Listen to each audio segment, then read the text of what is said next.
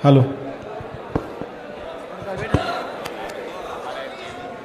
बोलिए बोलिए।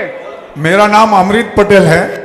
मैं एक छोटा सा इंसान हूं और केजरीवाल जी से एक विनती है कि आप आज यहाँ आए हैं, आपका बर्थडे है, रिटर्न गिफ्ट हम लोगों को कुछ दे के जाइए। और आपकी जब सरकार आएगी तब आप वादा करके जाइए कि सारे कच्छ में नर्मदा का पानी मिलेगा। और युद्ध के दौरान से हमारी सरकार ये काम करेगी तो कच्छ के सारे किसान भाइयों आपको बहुत बहुत बधाई देगी और हमारी उम्र भी आपको लग जाए। धन्यवाद।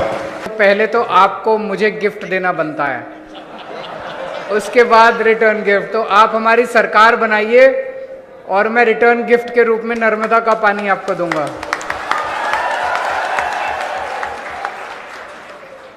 नमस्ते सर। नमस्ते सर, मेरा नाम है बलदेव सिंह धर्मेंद्र सिंह परमार। मैं रापर से आया हूं।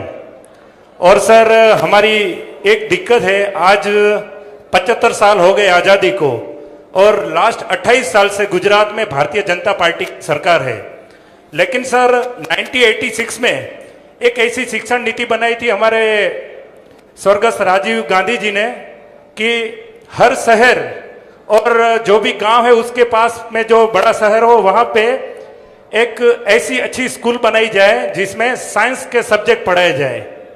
लेकिन सर, बहुत दुख के साथ आपको कहना पड़ता है, आज भी हमारा जो रापर है वहां पे विज्ञान प्रवास के लिए कोई स्कूल भी नहीं है और न ही आर्ट्स और कॉमर्स के लिए कोई कॉलेज है। सर, हम आज आपको यहां से रिटर्न गिफ्ट ये देना चाहते हैं कि हमारी कच्छ की जो 5 सीटें हैं वो आपको हम जरूर देंगे।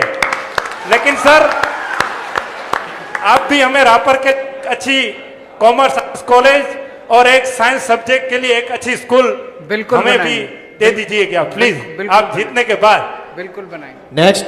जो एक मिडिल क्लास वाला आदमी है वो अपने बच्चों को प्राइवेट स्कूल में भेजता है और प्राइवेट स्कूल वालों ने लूट मचा रखी है। सारे खराब नहीं है, 2-4 ठीक भी हैं, लेकिन मोटे मोटे तौर पे यूनिफॉर्म के नाम पे, किताबों के नाम पे, development fees, picnic fees, library fees, फलानी फीस, ढिमकी फीस और हर साल अनऑप्शनल फीस बढ़ा देते हैं और सरकार कुछ नहीं करती। मुझे बताया गया कि गुजरात के अंदर तो इन्होंने एक फीस कमेटी बनाई थी इन पे फीस कंट्रोल करने के लिए। उस फीस कमेटी ने कंट्रोल नहीं किया। स्कूल फीस बढ़ाते हैं और वो उस पर ठप्पा लगाती जाती है। स्कूल फीस बढ़ाते हैं, वो उस पर करते हैं कि नहीं करते फीस कमेटी। तो प्राइवेट वालों ने गुंडागर्दी मचा रखी है। एक आदमी बेचारा अपने बच्चों को, एक माँ बाप क्या चाहते हैं, वो चाहते हैं मेरा बच्चा अच्छा पढ़ लिख जाए, पढ़ लिख जाएगा तो कुछ बन जाएगा जिंदगी। बड़ी मुश्किल से एडमिशन होते हैं स्कूलों के अंदर, प्राइवेट स्कूल में कितनी मुश्किल से एडमिशन होते हैं। तो कोई माँ बाप जो है स्कूल वालों के खिलाफ बोलना नहीं चाहता, नहीं तो बच्चे को निकाल देंगे। तो माँ बाप मजबूरी के अंदर प्राइवेट स्कूलों की गुलामी करते हैं और ये सरकारें प्राइवेट स्कूलों से पैसे खाती हैं। ये आधे से ज्यादा प्राइवेट स्कूल इनके अपने हैं, इन नेताओं के चलते हैं प्राइवेट स्कूल, इसलिए प्राइवेट स्कूलों के खिलाफ कुछ काम नहीं करते। तो आधे से ज्यादा लोग इसलिए दुखी हैं। अभी मैं पढ़ रहा था, गुजरात के अंदर लगभग 44 लाख बच्चे प्राइवेट स्कूलों में पढ़ते हैं और बाकी बच्चे 53 लाख बच्चे गुजरात के अंदर सरकारी स्कूलों में पढ़ते हैं। सरकारी स्कूलों का तो हम जानते हैं क्या हाल है। मजबूरी में जो बहुत गरीब आदमी होता है, जिसके घर में कुछ खाने को नहीं होता, वो आदमी मजबूरी में अपने बच्चों को सरकारी स्कूल में भेजता है। और सरकारी स्कूलों का इतना बुरा हाल है, इतना बुरा हाल है। ये केवल गुजरात की कहानी नहीं है, ये पूरे देश की कहानी है। पूरे देश इन लोगों ने 70-75 साल के अंदर शिक्षा का बेड़ा गर्क कर दिया इन लोगों ने। अगर हमें भारत को दुनिया का नंबर 1 देश बनाना है, अगर हम चाहते हैं कि भारत विश्व गुरु बने, हम चाहते हैं कि भारत अमीर देश बने, हम चाहते हैं कि भारत दुनिया का नंबर 1 देश बने, तो भाषणबाजी से नहीं होगा। सबसे पहले शिक्षा को ठीक करना पड़ेगा कि नहीं करना पड़ेगा? बिना शिक्षा को ठीक किए भारत नंबर 1 देश नहीं बन सकता, भारत अमीर देश नहीं बन सकता। भारत अमीर कैसे बनेगा? भारत अमीर तब बनेगा जब हर भारतीय अमीर बनेगा। ऐसे तो नहीं हो सकता ना कि भारत के लोग तो गरीब रह जाएं और हम कहते भारत अमीर बन गया। जब हर भारत का आदमी, हर भारतवासी अमीर बनेगा तभी तो भारत अमीर बनेगा। और जिस दिन भारत का हर आदमी अमीर बन गया, भारत अपने आप अमीर बन जाएगा। तो मेरा मकसद है हर गरीब आदमी को अमीर बनाना। गरीब आदमी अमीर कैसे बनेगा? मैं आपको उदाहरण देता हूं। दिल्ली के अंदर हमने शिक्षा शानदार कर दी है, सरकारी स्कूल बहुत अच्छे कर दिए। अभी आपके गुजरात के 30-40 पत्रकार आए थे, बोले केजरीवाल का भंडा फोड़ के आएंगे। ये यहाँ पे आता है गुजरात में, कहता है हमने स्कूल अच्छे कर दिए, अस्पताल अच्छे कर दिए, ये अच्छे। 2-3 दिन घूमे, इतना खुश हुए। जब मुझसे मिलने के लिए आए, बोले सर ये विरोधी जो मर्जी बोले, लेकिन आपने शिक्षा और स्वास्थ्य के अंदर गजब का काम किया है। आज दिल्ली के सरकारी स्कूलों के अंदर जो बच्चे पढ़ते हैं, गरीबों के बच्चे, अब तो मिडिल क्लास के बच्चे भी सरकारी स्कूल में आने लगे हैं। गरीबों के बच्चे, रिक्शे वाले के, मजदूर के बच्चे, किसान के जो बच्चे पढ़ते हैं, अब उन बच्चों के इंजीनियरिंग में एडमिशन होने लग गए। जैसे एक मैं उदाहरण देता हूं, एक कुशाल गर्ग है, 12वीं में पढ़ता था। उसके पिताजी कारपेंटर का काम करते हैं, मुश्किल से 8-10 हजार रुपए महीना कमाते हैं। कुशाल गर्ग कहता है कि मैं जब 7-8 साल पहले, जब हमारी सरकार नहीं बनी थी, उसके पहले वो सोच भी नहीं सकता था कि वो कुछ कर पाएगा, क्योंकि स्कूलों का बहुत बुरा हाल था। इस बार कुशाल गर्ग का all India institute of medical sciences में डॉक्टरी में हुआ है, डॉक्टर बनेगा अब कुशाल। ऑल इंडिया इंस्टीट्यूट में एडमिशन मिलना सबसे मुश्किल होता है, पृथ्वी के ऊपर सबसे मुश्किल है। उस लड़के का ऑल इंडिया इंस्टीट्यूट में हुआ, डॉक्टर बनेगा।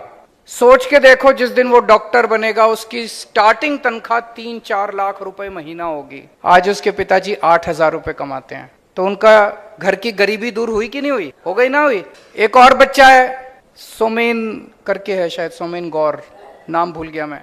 वो बच्चा, उसके पिताजी प्लम्बर का काम करते हैं, वो भी 8-10 हजार रुपए महीना कमाते हैं। उस बच्चे का आईआईटी में कंप्यूटर साइंस में एडमिशन हो गया। मैं भी आईआईटी से पढ़ा हूं, मेरा भी कंप्यूटर साइंस में नहीं हुआ था, उसका आईआईटी में कंप्यूटर साइंस में।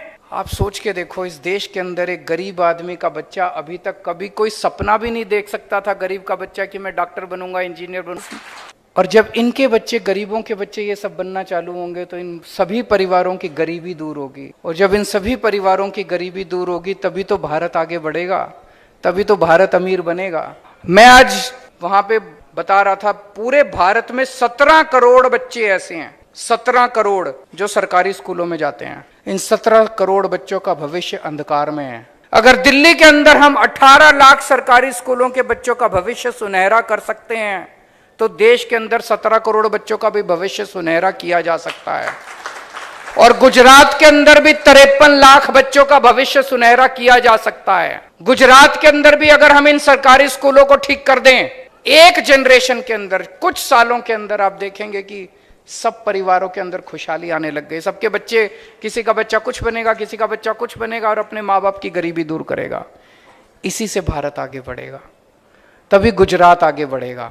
नहीं तो बातें बहुत बड़ी बड़ी करते हैं ये लोग, करते कुछ नहीं है। तो दिल्ली के अंदर हमने 2-3 चीजें करी। एक, सरकारी स्कूल शानदार कर दिए, बहुत अच्छे कर दिए, इतने अच्छे कर दिए कि अब प्राइवेट स्कूलों से पिछले कुछ सालों में 4 लाख बच्चों ने अपना प्राइवेट स्कूल से नाम कटा के सरकारी स्कूल में भर्ती हुए हैं।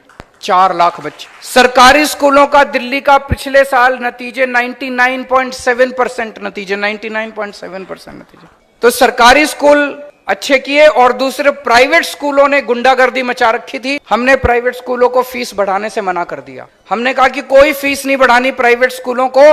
सारे स्कूलों का हमने ऑडिट करवाया, प्राइवेट स्कूलों का। आपको जान के ताज्जुब होगा, किसी स्कूल के पास 30 करोड़ की एफडी, किसी के पास 40 करोड़ की एफडी, आपसे फीस लेते हैं और एफडी करा देते हैं उससे।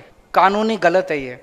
आप एफडी नहीं करा सकते, लोगों से, बच्चों से फीस लेके एफडी नहीं करा सकते।